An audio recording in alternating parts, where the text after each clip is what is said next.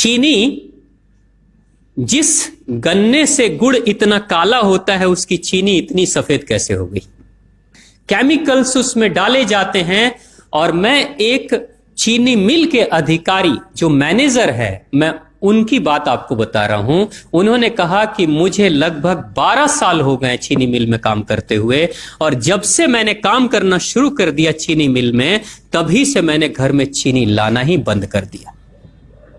मैं तब से अपने बच्चों को चीनी खिलाता ही नहीं हूं, जबकि नौकरी से सैलरी वहीं से मिलती है, मगर चीनी नहीं। मैंने कहा कि आखिर कौन सी घटना घटी जिसके कारण से आपने ऐसा किया? तो उन्होंने बताया एक छोटी सी घटना, कि चीनी मिल में जो ये पानी निकलता है ना, चीनी के बनने के बाद उस प्रोसेसिंग में जो पानी निकलता है, उस पानी में वो सारा केमिकल भी मिक्स रहता है, और उस पानी को चीनी मिल वाले लोग अक्सर एक टंकी में जमा करके रखते हैं। ये सभी चीनी मिल वालों के पास में होता है, आप भी कभी जाएंगे तो आपको भी पता चलेगा। वो टंकी में वो पानी रखा जाता है, लेकिन रोज रोज प्रोसेसिंग हो रहा है, रोज चीनी बन रही है, रोज बहुत सारा पानी आ रहा है, तो आखिर कब तक? एक टंकी की क्षमता है ना, कितने दिनों तक वो टंकी खाली रहेगी? भर जाती है, भरेगी तो फिर क्या करेंगे? खाली करना है। तो क्या किया था चीनी मिल के लोगों ने? सोचा कि छोड़ो ना, अब कहां जाएंगे उसको फेंकने के लिए कहीं दूर, क्योंकि अब उतनी बड़ी टंकी जिसमें हजारों गैलन पानी है, उसके लिए ट्रांसपोर्ट में कितना खर्च आएगा, तो बेहतर होगा रात के अंधेरे में कहीं खेत में डाल देते हैं। क्योंकि जनरली फैक्ट्रियां तो होती हैं ऐसे ही बिराने में, तो कहीं डाल देते किसी खेत में, क्या पता चलेगा पानी है कि चीनी मिल का पानी है, क्या है। तो ये सोचकर मैनेजमेंट वाले लोगों ने रात में ही उस पानी को खेतों में छुड़वा दिया, और नतीजा यह हुआ कि उस खेत की सारी फसल जल गई, मिट्टी बंजर हो गई। और जब किसान पता करने लगा कि आखिर क्या हुआ मेरे खेत में, जब चेकअप कराया वो मिट्टी का, तो पता चला कि इसमें तो चीनी मिल का जो वेस्ट मटेरियल है वो डाला गया है। तब उसको खबर मिली कि हां, किसी स्टाफ ने बताया कि हां, हमारे चीनी मिल से ही पानी डाला गया था आपके खेत में, और पूरी मिट्टी बंजर हो गई। उसने केस कर दिया और चीनी मिल वाले को मुआवजा देना पड़ा लाखों रुपए।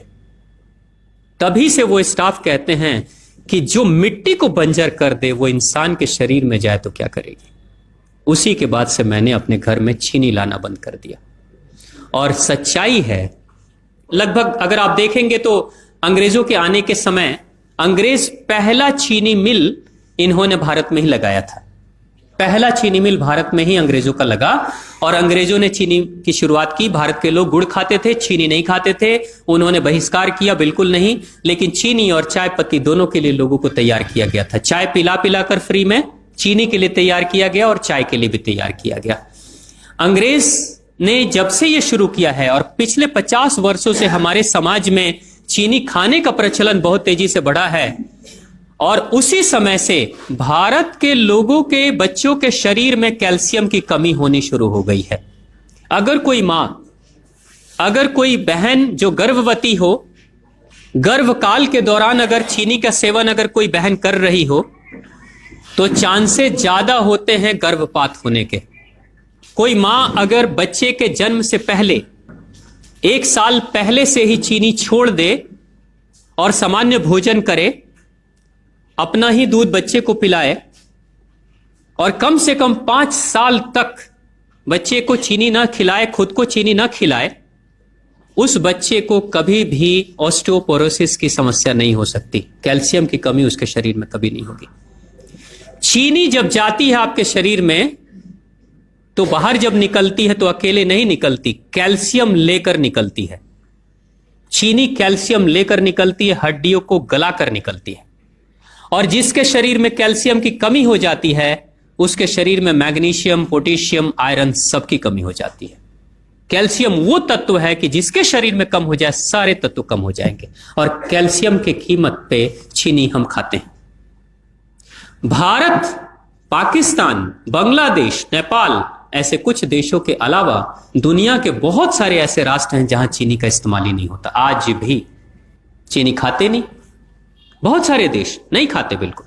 आप गुड़ खाया करिए, वो ज्यादा बेहतर है, चीनी को छोड़िए।